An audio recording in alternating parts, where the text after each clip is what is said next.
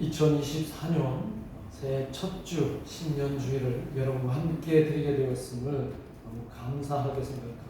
또 하나님께 찬양과 영광을 돌립니다. 우리 서로 인사 한번 하겠습니다. 올해 처음 만났으니까 새해 복 많이 받으십시오. 새해 복 많이 받으세요. 2024년 이렇게 새해 첫 예배를 희망차게 드리게 하신 하나님께 감사와 찬양과 영광을 돌립니다. 그리고 작년과 마찬가지로 올해도 주님께서 우리 모두를 선한 길로 인도해 주시기를 소망합니다. 이 소망은 우리의 소망이자 곧 하나님의 소망임을 우리는 믿습니다. 왜냐하면 하나님은 우리가 잘 되기를 원하십니다. 하나님은 우리가 구원받기를 원하세요. 이 땅에 있는 모든 사람들 다 구원받기를 원하시는 분이 바로 하나님이시기 때문입니다. 그것이 하나님의 소망이라고 우리 성경은 끊임없이 얘기하고 있습니다. 이 성경에서 하나님이 우리가 잘못되기를 바란다라고 하는 한 대목이라도 발견하실 수 있을까요? 하나님은 우리가 잘 되기를 원하시고 구원받기를 원하시고 우리에 대한 소망을 끊임없이 이 성경에서 그렇게 우리에게 들려줍니다. 성경은 그 시작부터 인간을 위해 노력하시는 하나님의 모습으로 시작됩니다. 창세기 1장과 2장에 보면 하나님이 이 세상을 얼마나 아름답게 창조하십니까? 하늘과 땅과 바다와 모든 자연을 질서에 따라서 순차적으로 다 만드시고 그리고 제일 마지막에 누구를 만드세요? 누구를 만드세요? 강아지를 만드셨어요? 사람을 만드셨습니다. 그러니까 모든 세상, 이 자연의 끝은 사람이었어요. 그렇게 하나님은 인간을 위해서 노력하셨다는 것을 확인할 수 있죠. 그리고 그 사람은 누구의 형상으로 지으셨나요? 당신의 형상, 하나님의 형상으로 사람을 만드셨습니다. 그런 노력이 하나님께서 사람을 향해 있었다는 거예요. 그런 노력의 이유가 뭘까요? 하나님은 이 세상을 만드시면서 아름답게 만드시면서 마지막에 사람을 만드신 이유가 뭘까요? 그렇게 노력하신 이유는 하나님이 만드신 당신의 형상으로 만드신 사람이 하나님이 만드신 아름다운 창조 세상에서 하나님의 울타리 안에서 잘 살기를 원하셨기 때문입니다. 그런데 그런 하나님의 바람과 하나님이 원하시는 그 뜻과는 다르게 인간은 어떻게 했습니까? 인간은 하나님 대신 하나님의 그 창조 자연을 파괴하고 이 아름다운 세상을 파괴하려고 하는 뱀으로 둔갑한 사탄의 유혹에 인간이 넘어가게 되었다고 성경은 말하고 있습니다. 하나님의 세상을 파괴하려는 그 뱀의 유혹에 빠져버렸고 결국 하나님과 멀어지게 된 것이 사람의 존재라고 성경은 말하고 있습니다.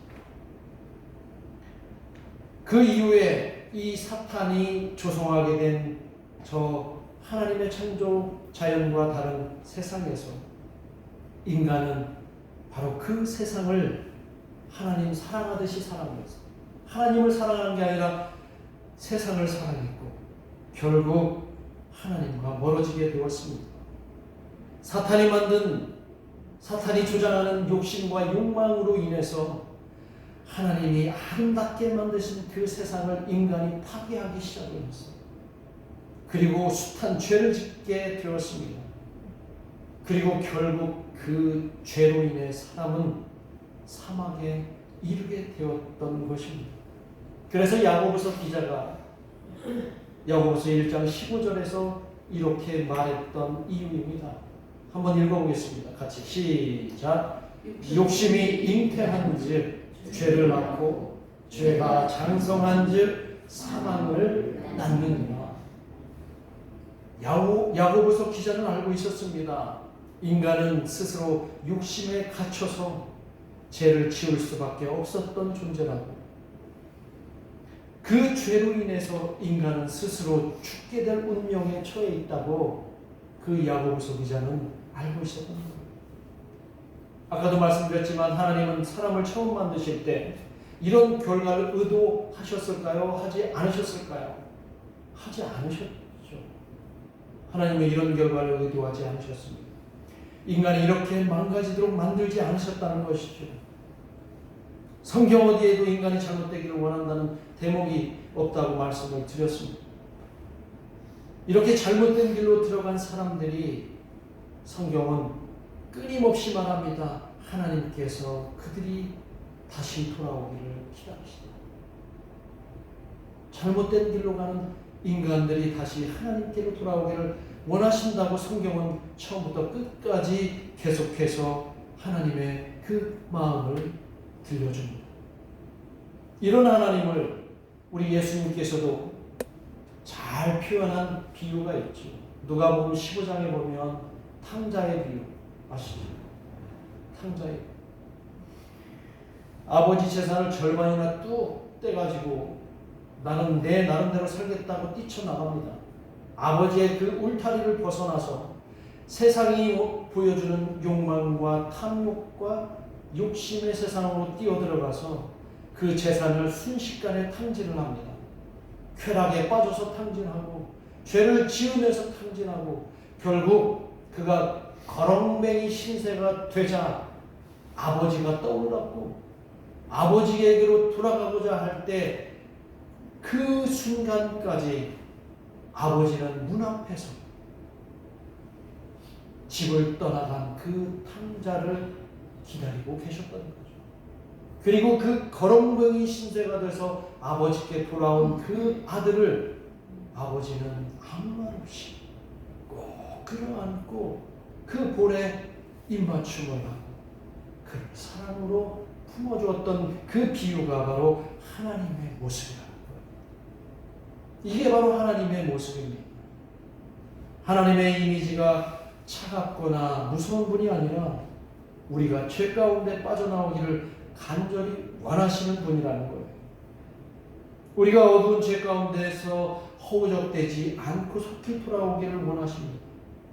죄와 욕망의 사슬에서 벗어나서 자유롭게 살아가기를 원하십니다. 이 점을 바울은 자신의 영적인 아들, 이제 교회를 담임하며 그 교회를 위해서 열심히 애쓰며 노력해야 될 디모데에게 이 말씀을 해주시는 거예요. 그 말씀이 오늘 디모데전서 2장 4절에 있는 말씀입니다. 오늘 디모데전서 2장 4절에 있는 이 말씀이 올 한 해 우리 수면신 교회가 저와 여러분에게 마음속에 담겨질 그런 귀한 말씀이고 우리가 붙잡아야 될 말씀이라는 것을 꼭 기억하시기를 바랍니다. 이 말씀을 한번 같이 읽어봅니다. 다시 한번 시작.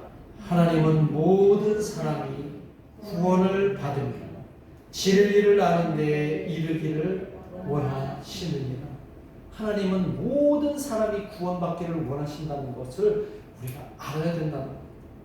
이때 이 구원이라고 하는 것은 우리 스스로 그 상황을 벗어날 수 있는 그런 구원이 아닙니다. 인간 스스로 벗어날 수 없는 환경과 상황에서 어떤 절대적인 힘에 의해서 어떤 절대자의 권능에 의해서 벗어날 수 있고 탈출할 수 있는 것을 바로 구원이라고 얘기하는 거예요. 그러니까 구원은 우리 스스로 얻을 수 있다는 겁니까? 없다는 겁니까? 없다는 거죠. 이 구원은 오로지 누구의 능력만 가능하다는 겁니다. 하나님의 능력만 가능합니다. 욕심과 욕망의 사슬이 우리를 사망의 늪으로 더 빠지게 할 뿐이라는 거예요. 우리 스스로 우리가 구원을 위해서 노력할 수가 없는 거예요.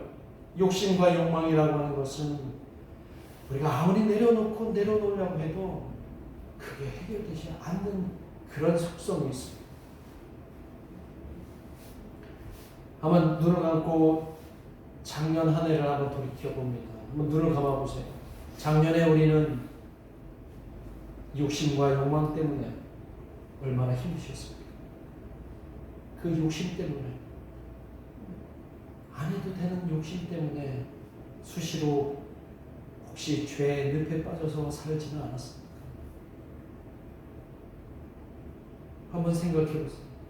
그놈의 욕심 때문에, 그놈의 욕망 때문에 우리가 좀 더 자유롭지 못했지는 않았는지.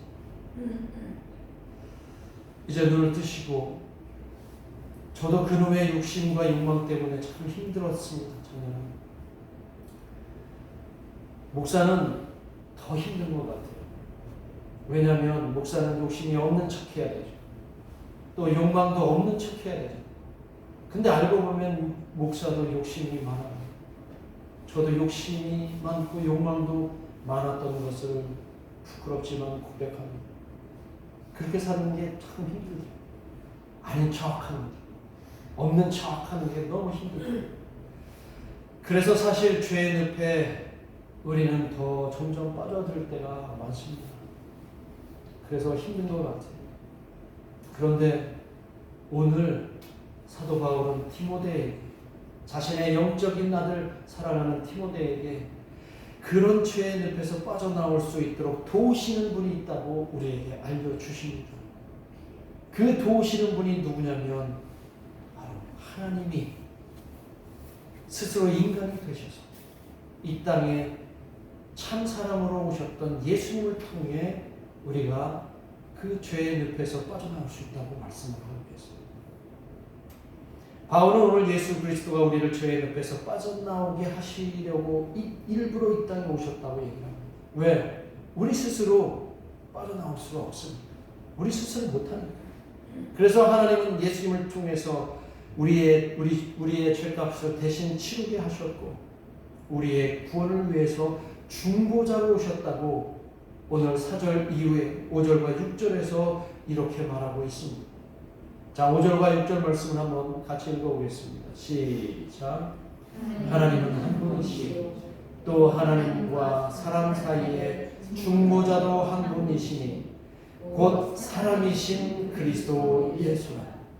그가 모든 사람을 위하여 자기를 대속물로 주셨으니 기약이 이르러 주신 증거니라. 아멘입니까? 이 사실을 여러분들이 믿는다면 우리는 구원에 이르게 된 것입니다. 하나님은 모든 사람을 구원하시기 위해서 예수님을 이 땅에 보내셔서 우리 마음의 문을 노크하셨다, 두드리게 하셨다는 것. 그분이 바로 예수님입니다. 이제 그 문을, 우리 마음을 노크하시는 예수님의 그 소리를 우리가 듣고 우리 마음을 열면 이제 구원의 통로로 우리는 걸어갈 수 있게 되는 것입니다. 그래서 요한계시록 3장 20절에서 예수님께서, 하나님의 창조의 근원이신 예수께서 그렇게 말씀을 하셨어요. 이 말씀 우리 다 같이 기억할 겁니다. 같이 한번 읽어봅니다. 시작. 볼지어다 내가 문 밖에 서서 두드리노니 누구든지 내 음성을 듣고 문을 열면 내가 그에게로 들어가 그와 더불어 먹고 그는 나와 더불어 먹으리라. 아멘. 예수님은 오늘도 우리의 마음의 문을 노크하고 계십니다. 아무개야, 아무개야. 우리가 그 소리를, 그 음성을 듣고 내 마음의 문을 열면 이제 우리는 그 구원의 통로로 진입하게 되고 예수님과 함께 진정한 자유로움을 누릴 수 있게 된다는 것입니다.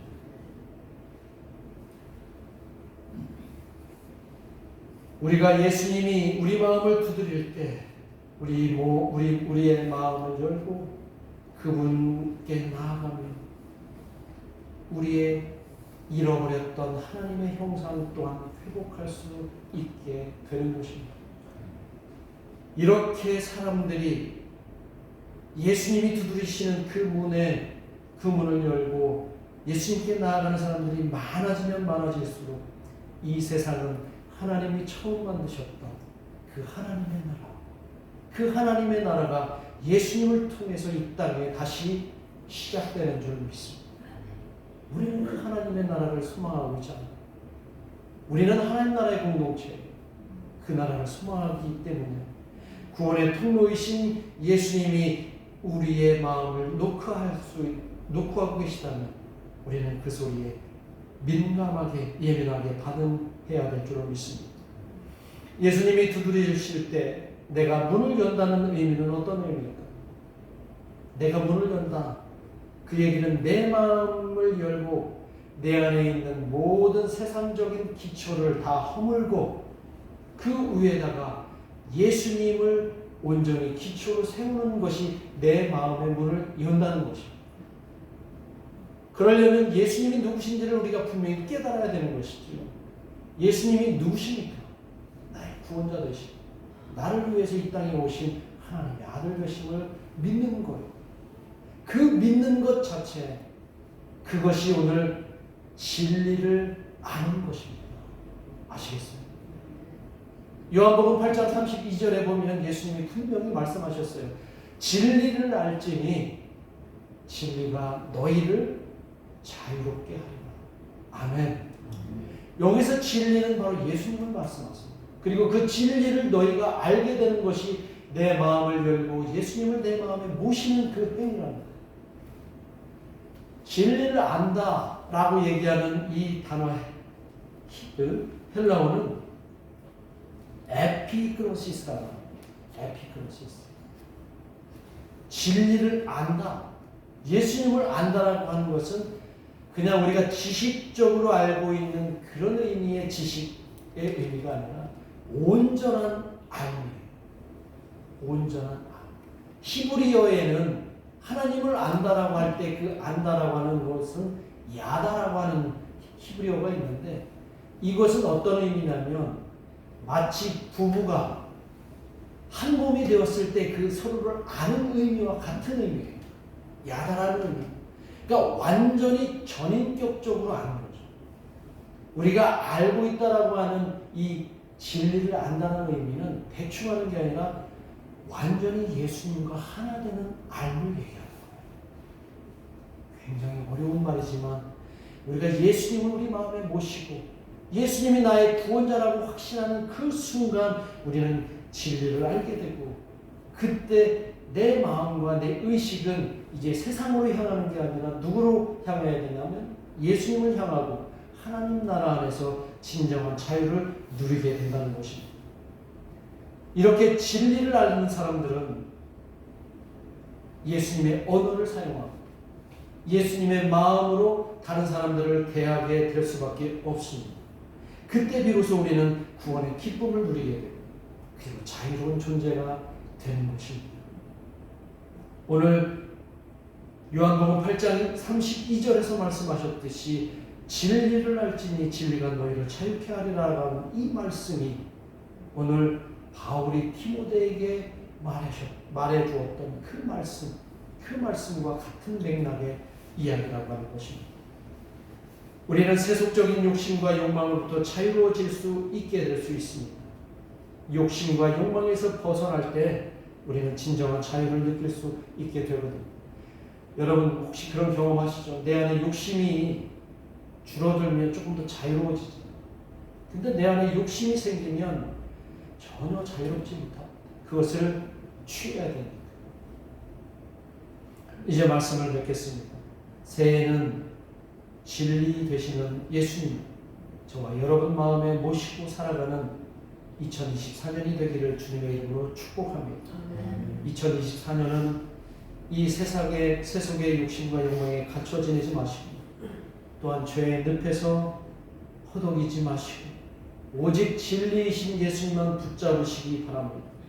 그러면 진정으로 구원의 참 기쁨, 삶의 자유함을 우리 모두 누릴 수 있게 될 줄로 믿습니다. 올 한 해 자유하시고 행복하시고 욕심과 욕망은 조금 덜 부리시고 주 안에서 늘 승리하시기를 진심으로 축복합니다. 기도하겠습니다. 우리 함께 이 시간 2024년도에 우리에게 주신 이 말씀을 기억하시면서 올해는 작년보다 조금 더 욕심을 덜, 욕망을 덜 부리고 주님이 주시는 참된 그 자유함 속에서 마음껏 구원의 기쁨을 누리며 살아갈 수 있게 해달라.